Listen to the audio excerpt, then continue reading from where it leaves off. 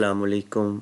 हम आज Korean science series के अगले लेक्चर के साथ आपके सामने हाजिर हैं। मैं हूं आपका ट्यूटर मोहम्मद जुनैद अंजुम और आज हम स्टार्ट करने लगे हैं काइनेटिक्स ऑफ कोरियन रिएक्शंस। तो लास्ट टाइम हमने हाई टेम्परेचर कोरियन के बारे में काफ़ी कुछ अंडरस्टैंड कर लिया था। आज हम आगे चलते हैं और देखते हैं काइनेटिक्स के बारे में। काइनेटिक्स को समझने से पहले सबसे पहले हमें ये पता होना चाहिए कि इलेक्ट्रोकेमिकल सेल्स कितनी तरह के होते हैं। इलेक्ट्रोकेमिकल सेल्स हमारे पास दो तरह के होते हैं, एक ड्राइविंग और एक ड्रिवन। ड्राइविंग सेल्स वो होते हैं जो कि कोई केमिकल रिएक्शन के थ्रू आपको इलेक्ट्रिकल एनर्जी देते हैं, और ड्रिवन सेल वो होते हैं जिनको हमें खुद इलेक्ट्रिकल एनर्जी देनी पड़ती है, ये पावर कंज्यूम करते हैं। अगर हम कोरियन की बात करें, कोरियन हमारा बेसिकली एक ड्राइविंग सेल होता है जो कि हमारे मेटल को कंज्यूम करता है और उसके नतीजे में इलेक्ट्रॉन्स जनरेट करता है, जिसके फ़्लो की वजह से करंट जनरेट होता है जो कि हमारी इलेक्ट्रिसिटी खिलाती है। तो ये एक स्कीमेटिक है एक ड्राइविंग सेल की, जो कि कोरियन को रिप्रेजेंट कर रहा है, कोरियन सिस्टम को रिप्रेजेंट कर रहा है।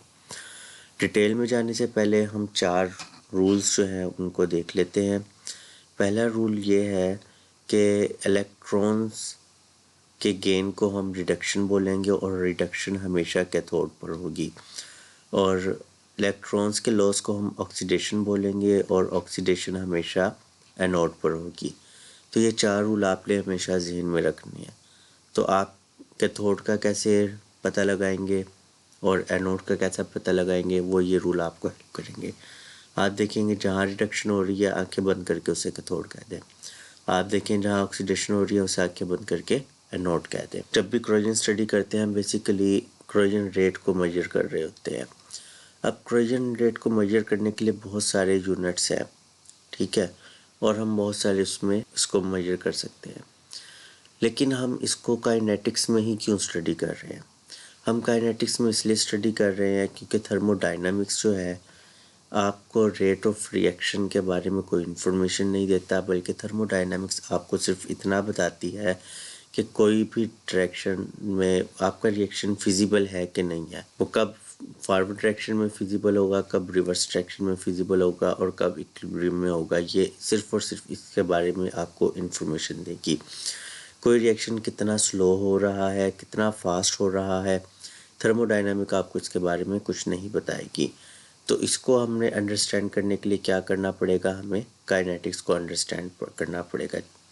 तो अब आपको समझ आ रही होगी कि हम काइनेटिक्स को क्यों पढ़ रहे हैं कोरियन की। सबसे पहले बात उठती है कि कोरियन रेट हम मालूम कैसे कर सकते हैं। सबसे जो ट्रेडिशनल वे है वो वेट लॉस टेस्ट हम लगाते हैं कि किसी भी हम अपने मेटल को किसी सॉल्यूशन में डिप कर देते हैं और डिप करने से पहले उसका वेट कर लेते हैं, और जब उसको कुछ टाइम गुजरने के बाद दोबारा बाहर निकालते हैं और बाहर निकालने के बाद अगेन वेट कर लेते हैं।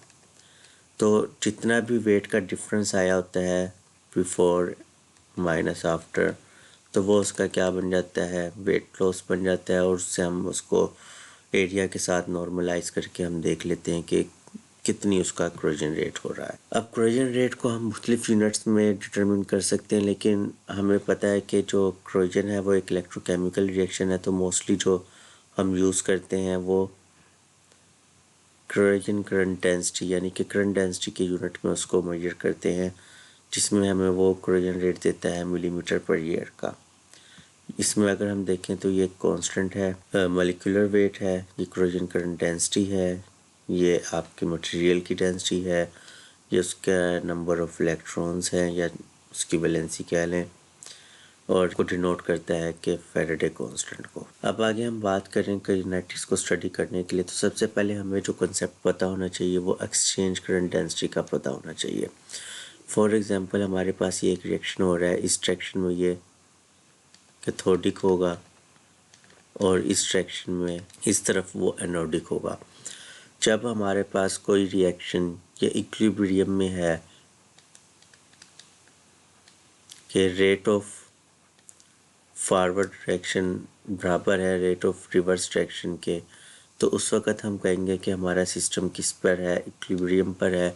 तो उस वक़्त तो करंट डेंसिटी होगी वो एक्सचेंज करंट डेंसिटी कहलाएगी। हमने इस बात को ज़हन में रखना है कि आपका रिएक्शन जो है वो दोनों डायरेक्शन में इक्वल है, यानी कि इक्विलिब्रियम की कंडीशन है।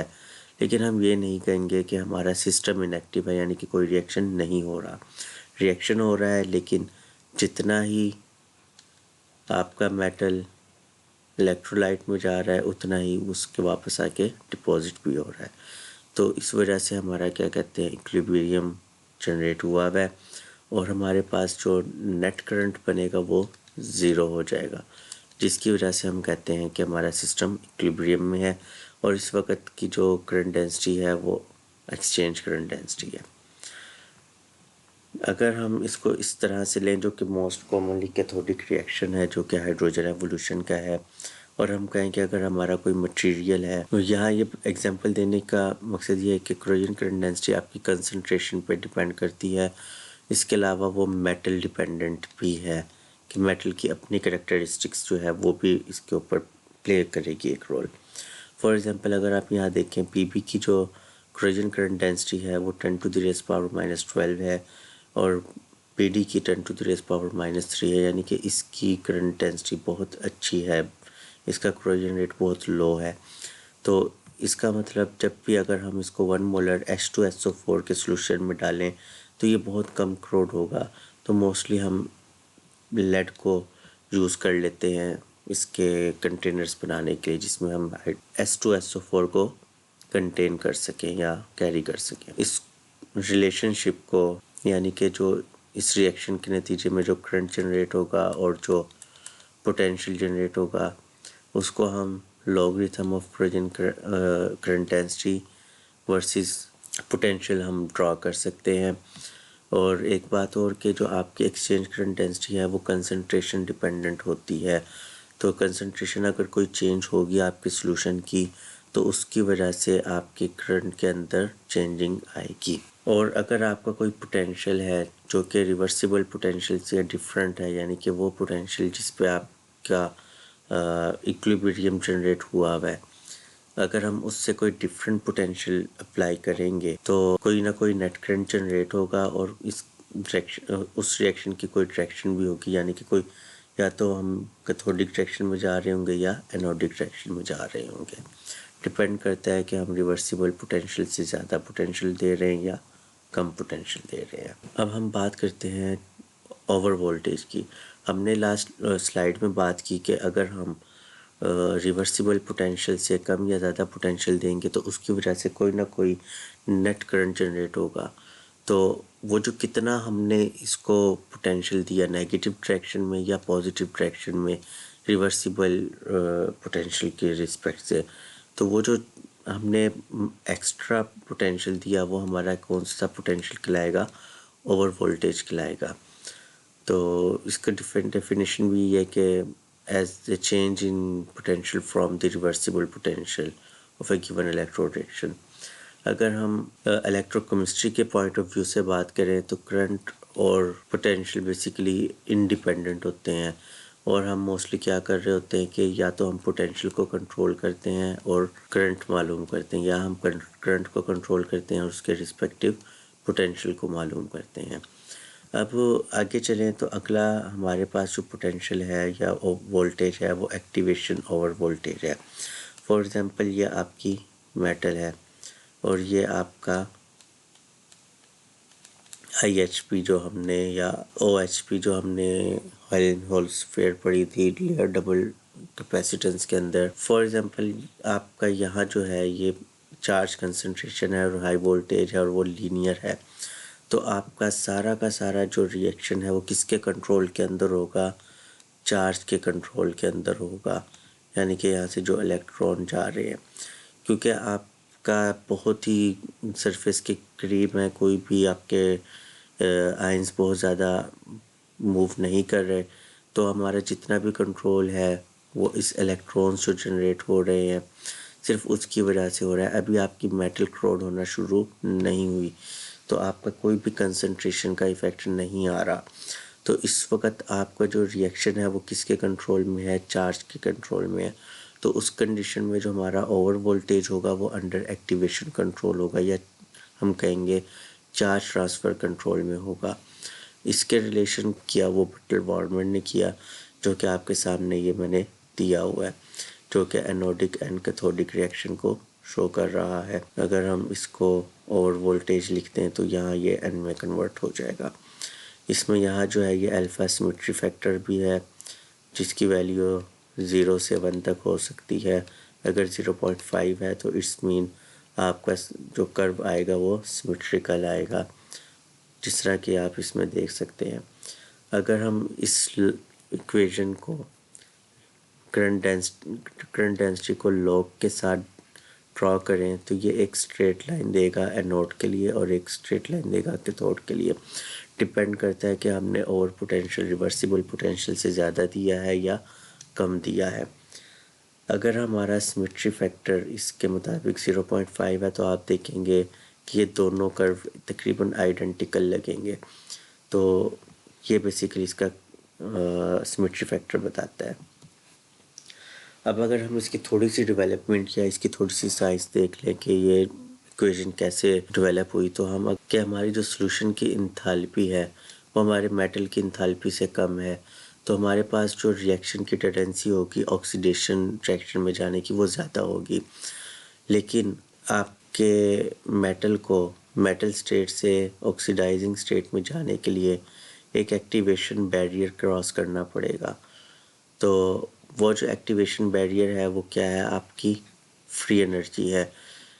लेकिन इस आपके मेटल के अंदर से इलेक्ट्रॉन्स भी जा रहे हैं जो कि इलेक्ट्रिकल पोटेंशियल जनरेट कर रहे हैं।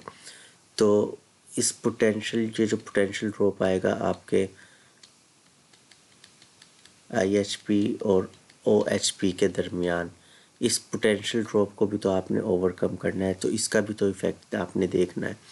तो हमारा जो ओवरऑल इफ़ेक्ट होगा वो क्या होगा, ये जो आपकी गिब्स फ्री एनर्जी वो जो एक्टिवेशन बैरियर को कंट्रोल करने के लिए इस्तेमाल हुई है, प्लस जो हमें वर्क डन करना पड़ा है उस पोटेंशियल ड्रॉप को ओवरकम करने के लिए, जो कि inner and outer Helmholtz plane के दरमियान जनरेट होता है। तो हमारा जो ओवरऑल वर्क होगा वो कितना होगा, वो जो ओवरऑल एनर्जी होगी हमारी एक्टिवेशन वो कितनी कहलाएगी, गिब्स फ्री एनर्जी यानी कि जो केमिकल चेंज लाने के लिए जो हमारी एनर्जी इंथैल्पी हुई, प्लस जो इलेक्ट्रिकल जो पोटेंशियल ड्रॉप था उसको ओवरकम करने के लिए जो हमारी एनर्जी यूटिलाइज हुई। अब अगर हम रेट के लिहाज से देखें, रेट ऑफ एनोडिक रिएक्शन और rate of cathodic reaction according to Arrhenius law, वो नेगेटिव ऑफ एक्टिवेशन एनर्जी जो आपकी है उसके नेगेटिव स्लोप के बराबर होगी।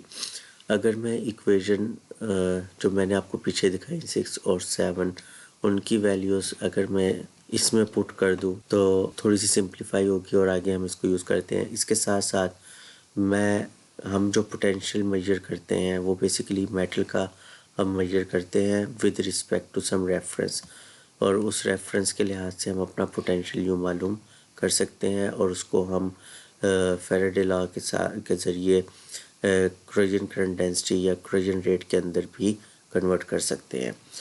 अब अगर हम इनको यूटिलाइज़ करें, मज़ीद सिंप्लीफाई करें, इन इक्वेशन को यूटिलाइज़ करें, जो हमारी पिछली इक्वेशन थी कि anodic and cathodic current densities की, उसमें आपका जो है रिएक्शन रेट वो इन्वॉल्व हो जाता है। हमें पता है जब हमारा रिएक्शन इक्विलिब्रियम में होगा, यानी कि आपका जो पोटेंशियल होगा वो रिवर्सिबल पोटेंशियल होगा, उस वक्त आपकी anodic current density and cathodic current density बराबर होगी, जो कि आपकी एक्सचेंज करंट डेंसिटी के बराबर कहलाएगी। क्योंकि जो हमने पहले ये बात डिफाइन कर चुके हैं कि इक्विलिब्रियम पोटेंशियल पे जो आपकी करंट डेंसिटी होगी वो एक्सचेंज करंट डेंसिटी कहलाएगी। तो इस लिहाज से अगर हम देखें तो उस वक़्त आपका एक्सप्रेशन बेसिकली एक ही होगा, वो ये होगा या ये होगा, यानी कि anodic and cathodic reaction same होंगे। अगर हम पोटेंशियल चेंज करते हैं, फॉर एग्जांपल हमारा ई जो है वो ग्रेटर दैन इरिवर्सिबल है, तो कोई ना कोई एनोडिक करंट फ्लो करेगा और हमारा जो ओवर पोटेंशियल होगा वो एनोडिक ओवर पोटेंशियल कहलाएगा। और हमारा जो नेट करंट होगा वो इसके बराबर होगा। अगर हम KA और KC को रिलेट करें करंट एक्सचेंज करंट डेंसिटी के साथ और उसकी वैल्यू को हम दोबारा सब्स्टिट्यूट कर दें इसमें, ये जो हमने इक्वेशन देखी है, अगर हम यहाँ से KC की वैल्यू निकालें और IC और IA की वैल्यू को इस तरह कन्वर्ट करें और उसकी वैल्यू बाद में अगर हम इसकी जगह पुट कर दें तो हमारी ये इक्वेशन सिंप्लीफाई होके ये रिलेशन देगी। इसमें ये हमारा एनोडिक ब्रांच को शो कर रहा है और ये कैथोडिक ब्रांच को शो करेगा। ओवरऑल हमारा क्या कहते हैं, जो करंट डेंसिटी है वो एनोडिक एंड कैथोडिक करंट के सम के बराबर होगी। और सेपरेटली अगर हम देखें तो वो ये एनोडिक करंट बनेगा और ये कैथोडिक करंट बनेगा। और तो इससे हम क्या देख रहे हैं, अगर हम बटलर वार्मर इक्वेशन हमें बता रही है कि अगर आपका कोई इलेक्ट्रोकेमिकल रिएक्शन है और वो एक्टिवेशन कंट्रोल के अंदर है तो उसको उसकी जो कर्व्स है वो हम इस तरह इस इक्वेशन के तहत वो बनेंगे। अगर हम इनको देखें और सिमेट्रिकल फैक्टर के लिहाज से देखें तो हमारा जो अगर मैं उस इक्वेशन को ड्रॉ करूं करंट डेंसिटी वर्सेस पोटेंशियल, तो हमारे पास कुछ इस तरह से वो लाइन बनेगी। लेकिन हम उन लाइंस को स्ट्रेट लाइंस भी कह सकते हैं, लेकिन स्ट्रेट लाइंस तब बनेंगी जब हम करंट डेंसिटी को लॉगरिथमिक स्केल के ऊपर ड्राइव करें। तो इस लिहाज से अगर हम देखें तो हमारे पास इस तरह का एक शेप आएगी। यहाँ देखें, अगर हमारा अल्फ़ा जो है, जो सिमेट्री फैक्टर है वो 0.5 है, तो आपका जो कर्व है वो आपके रिवर्सिबल पोटेंशियल से बिलो एंड अबव वो सिमिलर होगा। लेकिन इसमें अगर हमारा अल्फ़ा जो है वो 0.5 नहीं है तो वो एसिमेट्रिकल होगा, ना कि सिमेट्रिकल। यहाँ थोड़ा सा मिस्टेक है। तो आपका ये कर्व देख रहे हैं कि ये छोटा है थोड़ा, ये पोर्शन, और ये पोर्शन थोड़ा बड़ा है। तो ये अनसिमेट्रिकल या एसिमेट्रिकल मैनर में आपको शो हो रहा है। अगर मैं इस लाइन को थोड़ा सा पढ़ूं कि जो नेट करंट है जो रिवर्सिबल पोटेंशियल पर होगा वो 0 होगा, क्योंकि फॉरवर्ड एंड रिवर्स डायरेक्शन वो बराबर है। अगर हम log of the current density को हम अगर नेगेटिव इन्फिनिटी की तरफ लेकर जाएं, यानी कि अगर हम इस इक्वेशन में अपनी वैल्यू को 0 की तरफ लेकर जाएं तो ये आपके जो कर्व है ये इन्फिनिटी की तरफ कन्वर्ज होंगे। ये वाला कर्व भी इन्फिनिटी की तरफ कन्वर्ज होगा और वो एक पॉइंट पर कहीं मिल जाएगा। उस सिचुएशन में हम क्या करेंगे, हमने अगर अपनी एक्सचेंज करंट डेंसिटी मालूम करनी है तो वो कैसे मालूम करेंगे, हम इन लाइंस को एक्स्ट्रापोलेट करेंगे तो वो एक पॉइंट पर किसी पे मिलेंगी। तो वो पॉइंट जिस पर वो मिल रही है वो उसका क्या कहला रहा है, एक्सचेंज करंट डेंसिटी कहला रही है, और उसके कॉरस्पॉन्डिंग जो पोटेंशियल है वो उसका रिवर्सिबल पोटेंशियल होगा। तो दोस्तों, उम्मीद करता हूँ कि आपको बटलर वार्मर इक्वेशन आज समझ आ गई होगी। लेकिन यहाँ मैं एक चीज़ मेंशन करता हूँ मज़ीद के, ये जो Butler Volmer equation only valid होगी जब हम low values of over potential पे है। यानी कि हम कहें कि आपका ओवर पोटेंशियल जो है वो लेस दैन 50 मिली वोल्ट्स का है, तो हम कहेंगे कि हम बटलर वार्मर इक्वेशंस को यूज़ कर सकते हैं। लेकिन अगर हमारा ओवर पोटेंशियल इससे ज़्यादा हो तो हम बटलर वार्मर इक्वेशन को यूज़ नहीं करेंगे, बल्कि ये बटलर वार्मर इक्वेशन मज़ीद सिंप्लीफाई हो जाएगी, जो कि हम नेक्स्ट लेक्चर में डिस्कस करेंगे। उम्मीद करता हूँ कि आप हमारे साथ बंधे रहेंगे और हमारे लेक्चर्स को सुनते रहेंगे। हमारे चैनल को सब्सक्राइब भी कर लेंगे, वीडियो को लाइक भी कर लेंगे और दोस्तों के साथ शेयर भी ज़रूर करेंगे। तो अगले लेक्चर तक के लिए अल्लाह हाफिज़।